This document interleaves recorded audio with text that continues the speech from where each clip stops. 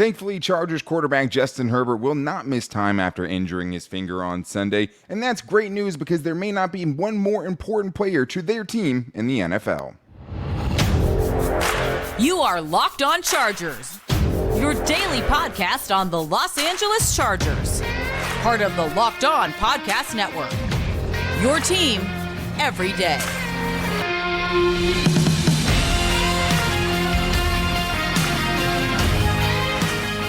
What is up, and welcome into the Locked On Chargers podcast. I'm your host, Daniel Wade, joined as always by my co-host, David Drogemeyer, and we've been covering the Chargers together for 8 seasons now, but this is our 6th year as the host of the Locked On Chargers podcast, bringing you your team every day. Thank you guys, as always, for making this your first listen today, and to make sure you never miss the show, go subscribe or follow for free on the Locked On Chargers YouTube channel, and listen wherever you get your podcast from. David, what do we got today? Today, Daniel, we're going to get into some updates on Justin Herbert and Donald Parham, and then we're going to get into the biggest storylines and overreactions after 4 weeks of the Chargers season. Because there's always plenty of overreactions to go around, especially when you're talking about the Chargers. But this episode is brought to you by GameTime. Download the GameTime app, create an account, and use code LOCKEDONNFL for $20 off your first purchase. Last-minute tickets, lowest price, guaranteed. David, we weren't necessarily super concerned that Justin Herbert was going to miss time after what we now know is him fracturing his finger against the Raiders. This is from Daniel Popper. Justin Herbert has a fractured finger on his left hand, the Chargers confirm. Team says Herbert would have played this week if the Chargers had a game. So what I would say to this is, okay, thank God it's not anything worse, right? Because the adrenaline in game can get you going, and that doesn't always necessarily mean you're going to play in the next game just because you finished that game, right? I think we know now that Justin Herbert is a dog, and it's going to take a heck of a lot to keep him out of any game, right? He just is a true warrior in every sense of the word in that regard. But to me, this is so important because when I was thinking about it, I truly don't think there's another NFL team that has a player on their team that's more important to their success than Justin Herbert. Like, I think that, you know, the Bills would win some games with Kyle Allen at quarterback. They have a good defense. They have a good coaching staff over there. I think that the Chiefs would win some games with Blaine Gabbert, right? Because they still have Andy Reid and a good coach, good play caller. I think they could navigate around it and still not, necessarily be a playoff team or a Super Bowl contender. But I think this team would be a mess without Justin Herbert. I mean, we're always talking about getting Justin Herbert more help and making him not go superhero mode for the Chargers to go win games. I don't think there is a player more important to their team than Justin Herbert is to this team. So him not missing any games is great because they really can't afford him to miss even a couple. No, they cannot. It's crucial that Justin Herbert is able to stay out there for his team. And I think it's just in large part because that defense has not been able to back him up and keep points off the board for him to not have to go out there and do everything and be Superman, like you said. Like, he's had to do everything. He's had to evade pressure. He's had to make incredible throws on the run. I mean, he's just had to do it all. And so if he misses any time, the outlook, it's not good. And so thank God that Justin Herbert is not going to miss any time. He might have to adjust a little bit, obviously, with the injury. It's not to his throwing hand, thank God. But Justin Herbert is going to be back out there. He's going to be healthy, and the Chargers need that. Yeah, I think the big thing is how much is it going to affect him, and I think one of the things you could point to as far as this is going to change now that Justin Herbert has this injury is at least the snaps under center, right? Like, one of the only times you'll see a team risking going in a shotgun kind of formation, they were in the pistol, right, to kneel out this game. You do not see that very often. No. Right? You're going hand under the butt. You're taking that snap every time in that situation. Obviously, they used him in a quarterback sneak situation after the injury late in the game that failed, so they're willing to do it then. But Brandon Staley was asked about it and basically said, hey, we're going to try to use him in all sorts of different formations, right? Didn't give a clear answer on it. But I don't think it's going to stop him from taking snaps under center. I don't think it's going to completely heal during the bye week, but I definitely think it can get to a manageable spot for him. And I think the big thing is like, as opposed to last year, David, I don't think this is going to affect him like the rib cartilage fracture that he suffered last year, right? Last year he had shoulder injury and the rib cartilage fracture. I don't think this is going to be that as far as how it affects him in game. Yeah, no, I don't think so either. It is important to note that it is a fracture. It's not a full-on break, so fractures tend to heal a lot quicker. But also, Justin, please do me a favor. Do not mix it up in those situations when a valuable lesson. You don't have to. Like, please Keep yourself healthy. We already talked about it. You're very, very important to the success of this football team. It is perfectly okay to make a business decision and get out of harm's way. Let this be a learning decision for you, a learning situation for you, so you don't put yourself in unnecessary harm's way. Go let anybody else make the tackle. Don't mix it up, man. We know you're tough. You don't got to prove it.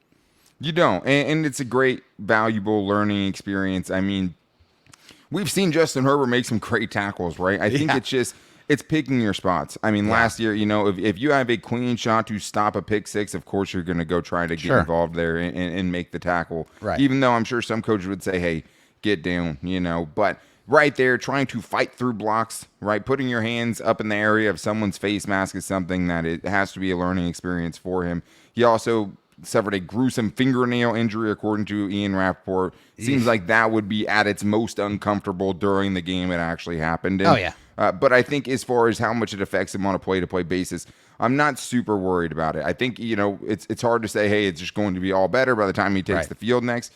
Hard to imagine there's not going to be anything on that finger, right? Maybe it's just a tape situation. We'll see. But as of right now, I'm not super worried about it going forward, which is great news, obviously, because there's just no one. Like, you think about that play he made on third down, the Quentin Johnston catch, right? That catch that wasn't a catch, that was a catch. Yeah. I mean, that play, evading that sack, having his elbow hit a helmet and keeping the ball in his grip, escaping a sack from Max Crosby and then rolling out and on the run, finding Quentin Johnston for a first down. Like, me and you were arguing about how many wins the Chargers would get with Easton Stick as their quarterback for the rest of the season, right? Like, all of us had the same feeling in our stomach when you saw Easton Stick warming up on that sideline in that last game, and that was against a bad Raiders team, right? Yeah. Like, it's just Justin Herbert's Justin Herbert, one of one, no more important player. Yeah, he's a top 5 quarterback in the NFL, period. The comments that Brandon Staley had about Donald Parham were more ominous to me, but it really wasn't. There wasn't much said there, David. I mean, Brandon Staley was asked about it. He was asked if they had gotten x-rays done on Donald Parham's wrist. He said they did. He was asked if they would give the results of the x-ray. He said he wouldn't, right? Yeah. But to me, David, reading between the lines here, to me, it feels like this isn't a good thing. I think Donald Parham could be missing a significant amount of time. At least that's how I'm taking it. Yeah, I mean, he just says no update. His status will be determined going into the Dallas week. So what does that mean? Does that mean you'll see if he's going to practice? You'll see if they're going to put him on IR. We'll see what we're going to do with him. I think there's probably just still gathering information, or they already have that information. They're just trying to determine what that recovery time is going to be. But it definitely does not look good. It is a wrist situation. So, I mean, for a pass catcher, I mean, for any football player, you got an injury to the wrist, it's going to be really, really hard to do your job. I mean, just any aspect of your job, especially a tight end where he has to be asked to block and he has to go out there and catch passes. So it's going to hurt, and it's going to hurt the Chargers because this year, for the first time since the Chargers have had Donald Parham, he's been used effectively in the red zone as a red zone weapon. He has 3 red zone touchdowns. Their best red zone weapon.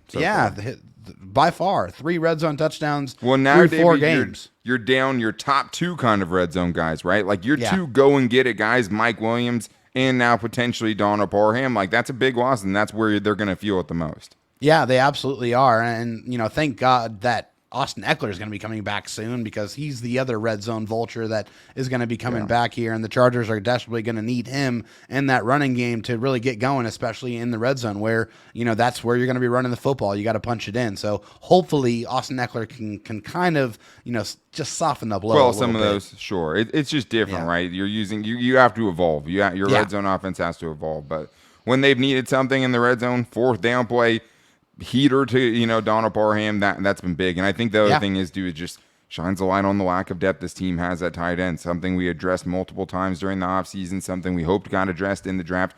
And unfortunately, it was because of Donald Parham's injury history, right? He had 2 stints on the injured reserve last season, and I'm not going to overreact because we don't know if that's where he's headed. But when I see likely to be decided next week, basically, before the Dallas game, what's going to happen, that makes me think, okay, well, they're deciding if they need to put him on IR if he's going to be missing 4 games because of this. Yeah. That's just how I'm taking it. I'm speculating there.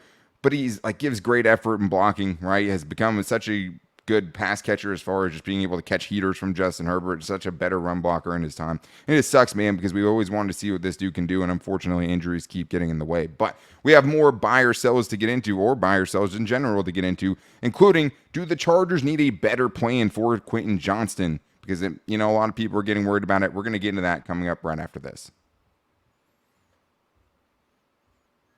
First, though, I need to tell you guys about the only place I buy my ticket to any event now, and that is the GameTime app, because buying tickets to your favorite events shouldn't be stressful. GameTime is the fast and easiest way to buy tickets for all sports, music, comedy, and theater near you, and with killer deals on last-minute tickets and their best price guarantee, you can stop stressing over the tickets and start getting hyped for the fun that you're going to have. This is one of the game-changing things about GameTime to me. You can see where your tickets are, and you can just go around the stadium and see the views from any seat you want to, basically, right? And like a lot of times, the closer seat isn't necessarily the best view, right? And you can actually find that out in real time with GameTime before you buy your tickets. And they also have a thing called their zone deals. And zone deals are, you pick a section, so you know what section you're sitting in, and you can save up to 18% on those tickets by letting them pick what seats you have in that section. So if you guys want to get in the best place to get your tickets, download the GameTime app, create an account, and use code LOCKEDONNFL for $20 off your first purchase. Terms apply. Again, that's LOCKEDONNFL for $20 off when you create an account and redeem the code. Download GameTime today. Last minute tickets, lowest price, guaranteed. All right, David, well, it's time to get into our buy or sell segment, because that's something we like to do every week, because there's always a bunch of overreactions and things and storylines with this team. Always, right? We're never short on those things. But never. One of the things I think people are overreacting about a little bit right now, even if there's still a little bit of reason for concern, is the usage or lack thereof of their rookie first-round pick, Quentin Johnston, right? Like, obviously, you see Derius Davis has made some big plays, right? Tuli Tuipulotu has made some big plays. And you're seeing it right away to some extent with those guys. Yeah. And where people want to see it right away is with Quentin Johnston. And I think when you only have one catch in the game after Mike Williams gets hurt, right, when you know he's going to be stepping into a bigger role, I understand why there is concern out there. So the buy or sell is this, David. To me, it's more about the plan. So the buy or sell is the Chargers need a better plan for Quentin Johnston.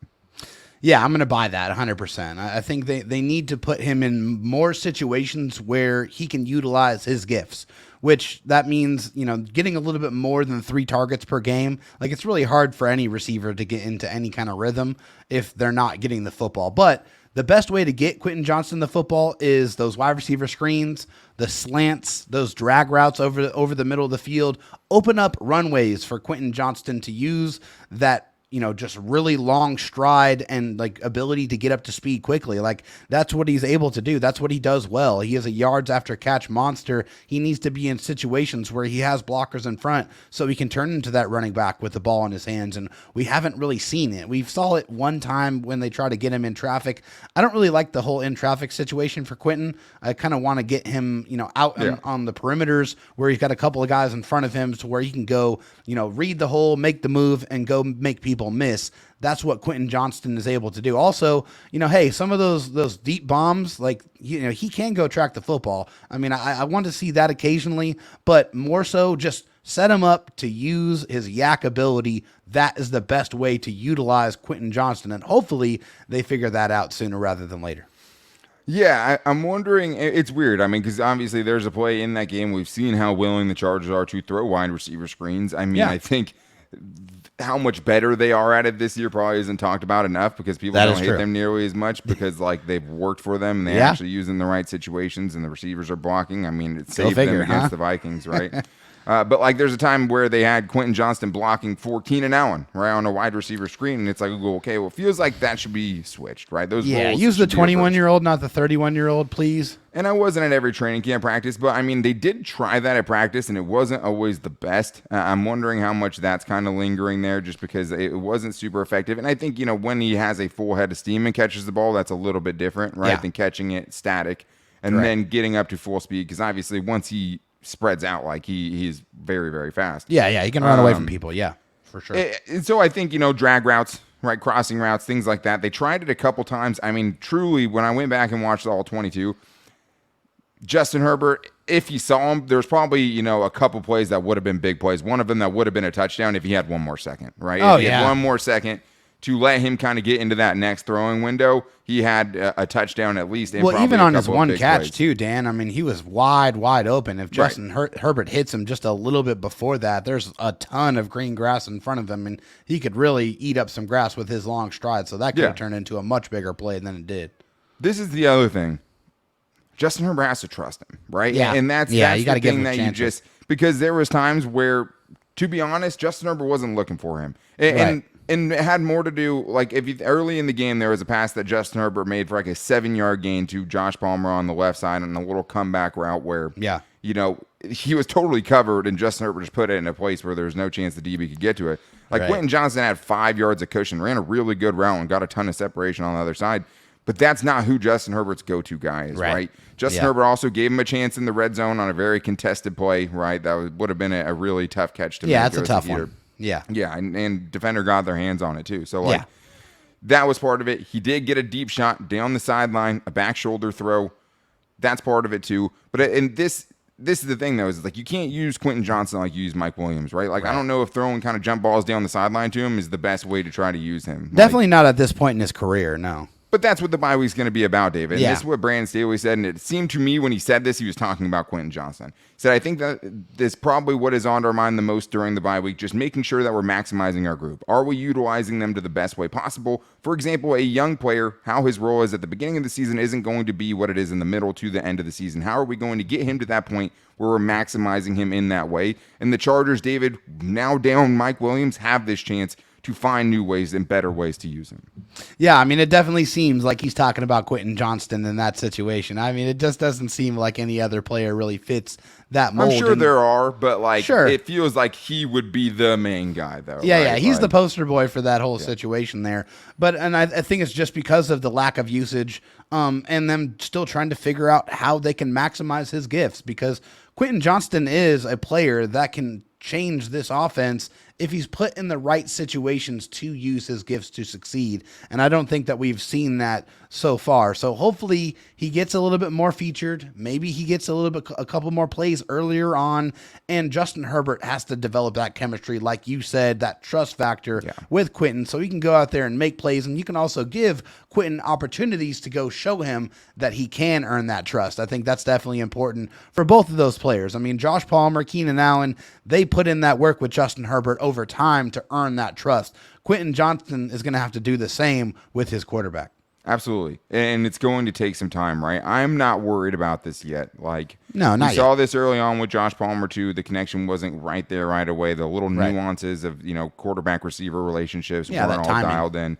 And just the ability to be like, hey, I'm going to throw this and just trust that Quentin Johnston's going to go get it type of thing. So I'm not worried about it. I think, after watching him and watching kind of the separation he was able to get, it's not as maybe consistent as you would like it to be, but he's getting open. I watched it. Sometimes they just didn't have enough time to get it to him, but it's not like he's totally lost out there by any means. But let's get to another rookie receiver that made a big impact in the game, and that was Derius Davis. And David, he's been good. Even when they've used him offensively, he's been pretty good. Some moments in special teams he'd probably like to have back. But the buy or sell is this. The Chargers need to expand Derius Davis's role on their offense.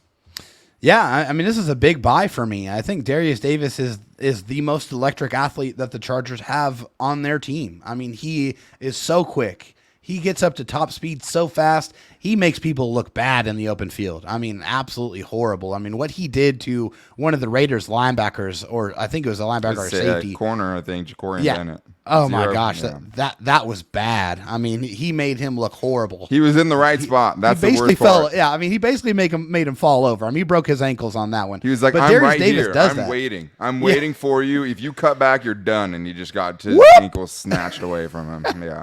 Yeah. It's just Derius Davis has that electricity, and I mean, one rush for 51 yards basically. I mean, he had 3 rushes, but the other 2 went for no gain. But that's what he can do. Like, that's what he is capable of doing. If he has any space, he can find the crease and he can explode through it with that type of electricity. That playmaking ability is there. And Coach Staley said it. He said he provides a lot of playmaking yesterday, both out of the backfield and as a receiver. He continues to improve. He's going to make some mistakes, but he's an important player for us as you can see, he gives us that difference-making explosiveness in both ways, and I couldn't agree more. I do want to see them probably send him deep a couple more times. I understand he's a little bit smaller in stature, and he doesn't have the biggest target area, but, I mean, if you put him in the right situation to just blow past guys, he absolutely can do that. But, yeah, I want to see a bigger role. I think this was a good start against the Raiders, but, yeah, I want to see more.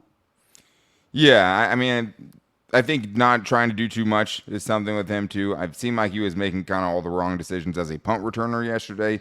You know, muffed one out of bounds that was kind of on the run. That's probably when you want to let bounce, and there was a couple that he let bounce that you don't want to let bounce. Brandon Staley gave credit to the Raiders punter as a sidewinder that was kind of sending up some punts hard to get a read on, but the Chargers lost a lot of field position in those regards. I think the only thing is hey, he's a smaller dude. He's your main return man. If you have him on the offense more, that's opening up more chances for him to potentially get injured. And who are you taking those away from, right? Because we know they love Josh Palmer and Keenan Allen. I'm going to sell this. No, it's hard. I'm somewhere in between. I mean, I think, yeah, his touches are great. It is a little boomer bust, right, because he can't get taken down quickly. But you have a 4th and 1 play that he gets 10 yards in the first game of the season that picks you up a first down. Then in the last game, right, he has a 51-yard carry. Yeah, that dude needs to stay involved in the offense for sure. But there are more buy or sells to get into because there are more overreactions. Can this Chargers offensive line be good without Corey Linsley, or is this kind of what they are at this point? Has Kenneth Murray turned a corner? Does Brandon Staley hate Daniel Popper? We're getting to it right after this. All right, before we get into that, though, David, I do need to tell everyone about the best sportsbook in America, and of course, I'm talking about FanDuel. Right now, new customers get $200 in bonus bets guaranteed when you place a $5 bet. That's all you have to do, $5, and that's $200 in bonus bets, win or lose on your bet. Right now, for this upcoming weekend, the Chargers are currently 1.5-point underdogs against the bye week. See if they can make that ground up. But, yeah, not looking great so far. Now, with FanDuel, though, the one thing that is going to make a Chargers-less weekend much better is having some juice on the rest of the games. I mean, you can make any game more entertaining if you have something going on it, and there's so many things to do. Spreads, player props, over-unders, and so much more. I'm always going player props. I love player props. Anytime touchdowns. Things like that I'm going with. But right now, all you guys have to do is visit FanDuel.com/lockdown and kick off the NFL season. You will get $200 in bonus bets guaranteed when you place that $5 bet. FanDuel, official partner of the NFL. David, there are more buyer sells, more overreactions to get into, but that's just on today's show. Make sure you guys are back here with us the rest of the week because we will continue to be here throughout the bye week, working on some interviews to get done too, hopefully trying to get some Chargers players on the show potentially next week, fingers crossed, but a lot more. Thank you guys for checking out today's show. We love the everydayers, and we appreciate you guys making us your first listen today.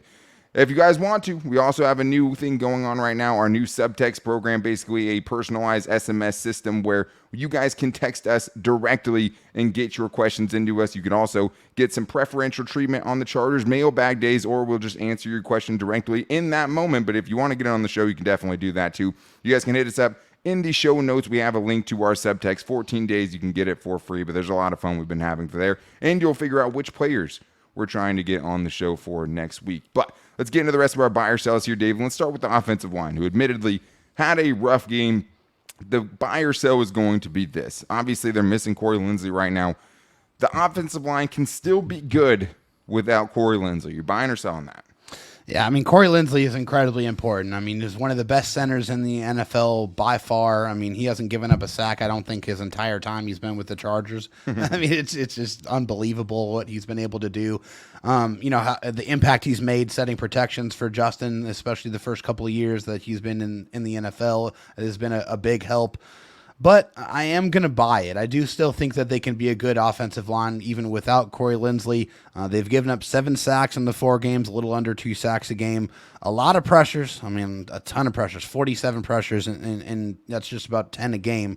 But I think Will Clapp's actually played pretty decent in his first game. I mean, and I think the continuity of having him a second year in the system makes me feel a lot better about this situation. I do want to see the guards play a little bit better as well. Jamari Sawyer and Zion Johnson, I think they're going to have to step up their game with Corey Linsley not being in the lineup, but they're going to have to utilize this bye week to kind of, you know, reestablish that chemistry. That's what it's all about for offensive line play. But I still do feel like they can be a good offensive line unit even without missing the great Corey Linsley. Yeah, I think I would buy that they can get to average. I mean, they've only been so good even with him, right? Like, I think they've been better probably than people think that they have. But, I mean, it is a huge loss. And I think the thing always with even Will Clapp last year, right, was like Will Clapp ended up being fine, but the guards around him played much worse when Corey Linsley wasn't there to help out, right? So I'm not super worried about it. I think he'll be fine, but I think another big part of it, too, is, 16 pressures allowed on 33 pass blocking opportunities by the Chargers offensive line yesterday. That's almost 50%, right? Almost half of his snaps. He was under duress. But I think it's context as well, right? Because Josh Kelly had the most pressures allowed of anyone on the team. He allowed 5 pressures yesterday on 7 pass blocking attempts. One of the most underrated part of Austin Eckler's game that he doesn't get nearly enough credit for. And I think the other big part of it is the running game absolutely disappeared. I think some of that can be attributed to the running backs as well. I mean, there were some holes that were left out there. Brandon Staley said as much. But Corey Linsley missing at least the next 3 games. I think we have to kind of at least open up the possibility that could be the rest of the season. So it's hard to know with something that's unknown, basically, non-emergent heart condition. It's just really hard to say. But we know the next 3 weeks against some good fronts, and guys like Micah Parsons, right? Yeah. We're going to kind of see what this offensive line looks like. And, I mean, Max Crosby was an absolute animal, too, which made a big difference. But let's get to this here, David. Another buy or sell, Kenneth Murray. We've had a couple of these. I think has put together a pretty consistent stretch recently. Buy or sell, Kenneth Murray has turned a corner. Yeah, turned a corner. I mean, that's a difficult one to talk about. It was here. Yours. You picked it. I know. It is tough, though. I get just it. Looking at the totality of his game, I think I'll buy it, and it's kind of interesting because all of the Chargers linebackers that get into the last year of their contract, they always tend to put it together, and they always tend to play a little bit better. Yeah, a lot better than we've seen. Drew Tranquill, Kaiser White. I mean, the the potential people go on and on for that situation there, but Khalil, I honestly, I think he's been good. I mean, Kenneth Murray has been a lot better than what we've seen from him. He's at least been able to read and react. I think he's done better in the open field, making physical open field tackles. Also saw him absolutely run over Josh Jacobs and get pressure on the quarterback, which was great. I think that's when he's at his best, really, when he's just able to use his physicality, get downhill and go run through somebody. I think that's really when he's been at his best this year. Still issues with missed tackles. I think still probably a liability in coverage as are most linebackers, but I think it has been the best 3-game stretch that I can remember seeing from Kenneth Murray, and that's definitely a positive sign for the Chargers defense. Yeah, I mean, I think, in coverage, the big thing for me is it feels like he's getting at least closing the distance on catches that happen in front of him much better, and actually has been better with open field tackling, has some misses in the run game that have come back to hurt them. But I think I'll buy that he's turned a corner. I think he's a better player than he was last year. Is he going to look like a first-round pick? I don't know. But I think in coverage, he's been better. As a pass rusher, he's been better. Seems like he's playing with more confidence. He still has some issues in the run game, getting off blocks and things like that. But the Chargers' run defense hasn't been doomed because of it, right? It's not like they've had a terrible run defense. So I think he has turned a corner. I think it depends where you have the bar for this one, but I think he's definitely better than we've seen in the past. All right, let's get to this last one here, David. Brandon Staley hates the Athletics beat reporter Daniel Popper. Are you buying or selling this? I mean, hate's a really, really strong word, so I'm not going to buy him. I'm going to sell it, but I will say that he definitely gets way more annoyed with Daniel than anybody else on the beat or anyone else that's asking him questions. You can just hear the attitude in Brandon Staley's responses. Come on, Daniel. He actually said that. He's like, come on, I know. Daniel. It's kind of funny, honestly. It is very funny. Yeah, I mean, hate's a strong word. I'm not going to go that far, but he definitely does not like Daniel very much. I'll buy it. I mean, the only times we've ever seen Brandon Staley kind of lose it, I mean, he lost it on Jeff Miller of the LA Times right after a Daniel Popper question that got him aggravated. It started when Daniel Popper, after 0-2, after 2 late game meltdowns, asked about the Jacksonville Jaguars game. The big thing is I feel like the questions are fair.